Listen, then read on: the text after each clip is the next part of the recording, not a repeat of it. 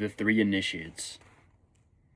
From old Egypt have come the fundamental, esoteric, and occult teachings which have so strongly influenced the philosophies of all races, nations, and peoples for several thousand years. Egypt, the home of the pyramids and the Sphinx, was the birthplace of the hidden wisdom and mystic teachings. From her secret doctrine, all nations have borrowed. India, Persia, Chaldea, Media, China, Japan, Assyria, ancient Greece, and Rome, and other ancient countries partook liberally at the feast of knowledge which the Hierophants and masters of the land of Isis so freely provided for those who came prepared to partake of the great store of mystic and occult lore which the masterminds of the ancient land had gathered together. In ancient Egypt dwelt the great adepts and masters who have never been surpassed and who seldom have been equaled during the centuries that have taken their processional flight since the days of the great Hermes. In Egypt was located the great lodge of lodges of the mystics. At the doors of her temples entered the neophytes, who afterward, as hierophants, adepts, and masters, traveled to the four corners of the earth, carrying with them the precious knowledge which they were ready, anxious, and willing to pass on to those who were ready to receive the same. All students of the occult recognize the debt that they owe to these venerable masters of that ancient land.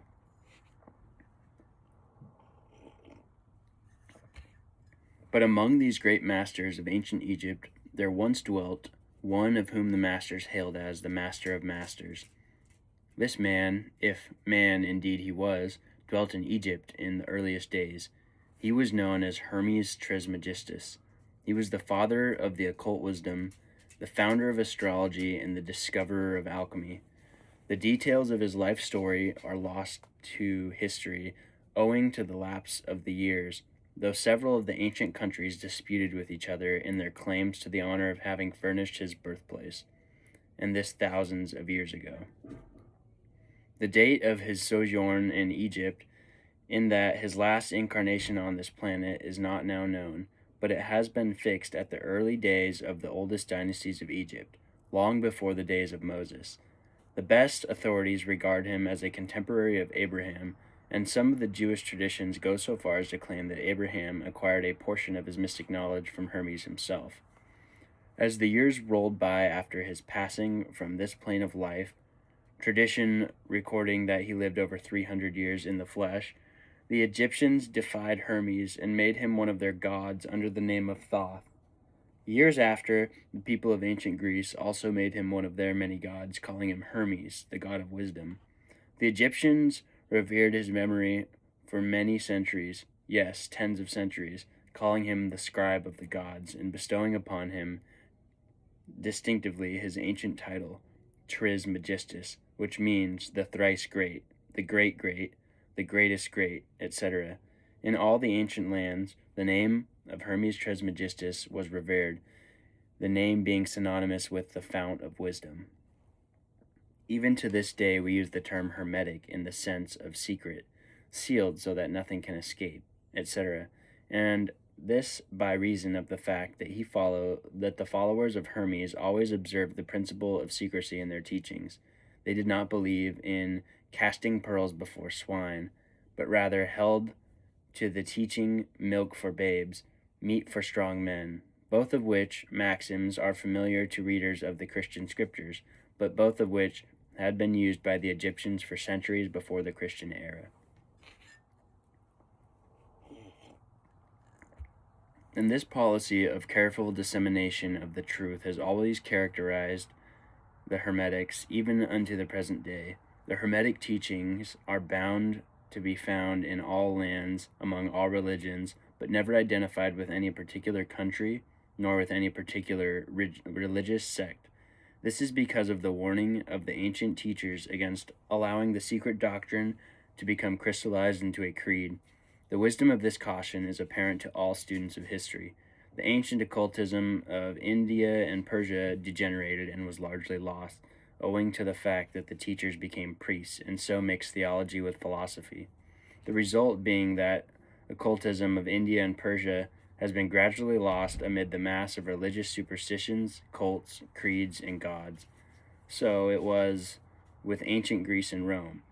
So it was with the Hermetic teachings of the Gnostics and early Christians, which were lost at the time of Constantine, whose iron hand smothered philosophy with the blanket of theology, losing to the Christian Church that which was its very essence and spirit, and causing it to grope throughout several centuries before it found the way back to its ancient faith.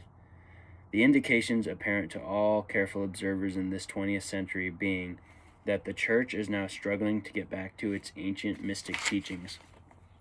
But there were always a few faithful souls who kept alive the flame, tending it carefully and not allowing its light to become extinguished.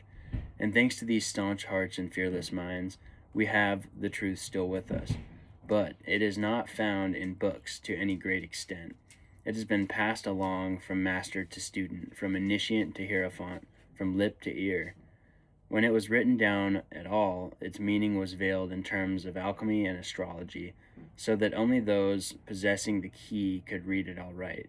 This was made necessary in order to avoid the persecutions of the theologians of the Middle Ages, who fought the secret doctrine with fire and sword, stake, gibbet, and cross. Even to this day, there will be found but few reliable books on the Hermetic philosophy, although there are countless references to it in many books written on various phases of occultism, and yet the Hermetic philosophy is the only master key which will open all of the doors to occult teachings. In the early days, there was a compilation of certain basic Hermetic doctrines passed on from teacher to student, which was known as the Kybalion. The exact significance of the meaning of the term having been lost for several centuries. This teaching, however, is known to many to whom it was descended from mouth to ear, on and on throughout the centuries. Its precepts have been written down, never, or printed, so far as we know. It was merely a collection of maxims, axioms, and precepts, which were non-understandable to outsiders, but which were readily understood by students. After the axioms, maxims, and precepts had been explained and exemplified by the Hermetic initiates to their neophytes, these teachings really constituted the basic principles of the art of Hermetic alchemy, which, contrary to the general belief, dealt in the mastery of mental forces rather than material elements, the transmutation of one kind of mental vibration into others, instead of changing of one kind of metal into another. The legends of the philosopher's stone, which would turn base metal into gold, was an allegory relating to Hermetic philosophy, readily understood by all students of true Hermeticism. In this book, of which this is the first lesson, we invite our students to examine the Hermetic teachings as set forth in the Kybalion, and as explained by ourselves, humble students of the teachings, who, while bearing the title of initiates, are still students at the feet of Hermes, the Master. We herein give you many of the maxims, axioms, and precepts of the Kybalion, accompanied by explanations and illustrations which we deem likely to render the teachings more easily comprehended by the modern art student, particularly as the original text is purposely veiled in obscure terms. The original maxims, axioms, and precepts of the Kybalion are printed herein in quotation marks, the proper credit being given. Our own work is printed in the regular way, in the body of the work. We trust that the many students to whom we now offer this little work will derive as much benefit from the study of its pages as have the many who have gone on before, treading the same path to the mastery throughout the centuries that have passed since the times of Hermes Trismegistus, the Master of Masters. In the words of the Kybalion, where fall the footsteps of the Master, the ears of those ready for his teaching open wide. And when the ears of the student are ready to hear, then cometh the lips to fill them with wisdom. So that according to the teachings, the passage of this book to those ready for the instruction will attract the attention of such as we are prepared to receive the teaching. And likewise, when the pupil is ready to receive the truth, then will this little book come to him or her. Such is the law, the Hermetic principle of cause and effect. In its aspect of the law of attraction, will bring lips and ear together, pupil and book in company. So mote it be.